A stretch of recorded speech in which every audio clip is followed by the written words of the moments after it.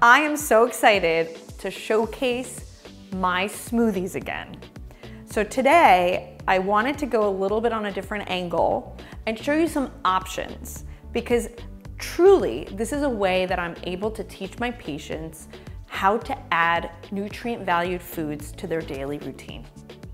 So when you make a smoothie, the first thing you have to decide is your liquid. And this is where it gets exciting.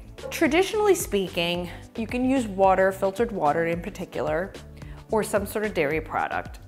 Typically, I don't use water. I like to have some sort of add-on, such as coconut water and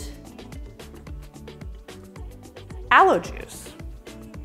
Aloe juice is very well known to help with the gut lining, and it also has a lot of potassium. The other trick that you can use as a liquid is some great tea or even coffee. So teas and coffee, teas in particular, I have roasted dandelion root, some chamomile, and I love, of course, green tea if you don't mind the caffeine. But there's tons of polyphenols in different teas. And this is, again, a way to trick your daily routine to up your nutrient value.